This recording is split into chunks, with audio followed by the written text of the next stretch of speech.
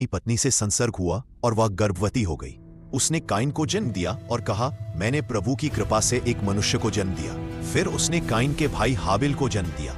हाबिल भेड़े बकरियों का चरवाहा बना और काइन खेती करता था। कुछ समय बाद काइन ने भूमि उपज का कुछ अंश प्रभु को अर्पित किया। हाबिल ने भी अपनी सर्वोत्तम भेड़ों के पहलौठे मेमनों को प्रभु को अर्पित किया। प्रभु ने हाबिल पर प्रसन्न होकर उसकी भेंट स्वीकार की, किंतु उसने काइन और उसकी भेंट को अस्वीकार किया। काइन बहुत क्रुद्ध हुआ और उसका चेहरा उतर गया। प्रभु ने काइन से कहा, तुम क्यों क्रोध करते हो और तुम्हारा चेहरा उतरा हुआ क्यों है? जब तुम भला करोगे तो प्रसन्न होगे, यदि तुम भला नहीं करोगे तो पाप हिंस्र पशु की तरह तुम पर झपटने के लिए तुम्हारे द्वार पर घात लगाकर बैठेगा। क्या तुम उसका दमन कर सकोगे? काइन ने अपने भाई हाबिल से कहा, हम टहलने चले। बाहर जाने पर काइन ने हाबिल पर आक्रमण किया और उसे मार डाला। प्रभु ने काइन से कहा, तुम्हारा भाई हाबिल कहाँ है? उसने उत्तर दिया, मैं नहीं जानता। क्या मैं अपने भाई का रखवाला हूँ? प्रभु ने कहा, तुमने क्या किया? तुम्हारे भाई का रक्त भूमि पर से मुझे पुकार रहा है।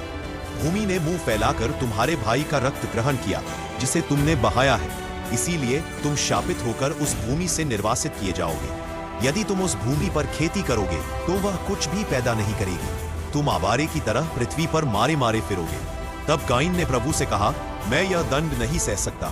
तू मुझे उपजाऊ भूमि से निर्वासित कर रहा है, मुझे तुझसे दूर रहना पड़ेगा।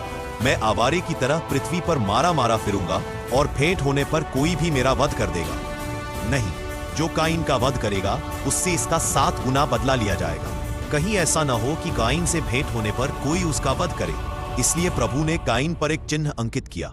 इसके बाद काइन प्रभु के पास से चला गया और अदन के पूर्व में नोद देश में रहने लगा। काइन का अपनी पत्नी से संसर्ग हुआ, वह गर्भवती हुई और उसने हनोक को जन्म दिया। काइन ने एक नगर बसाया और अपने पुत्र के नाम पर उसका नाम हनोक रखा। हनोक को एक पुत्र हुआ, ईराद।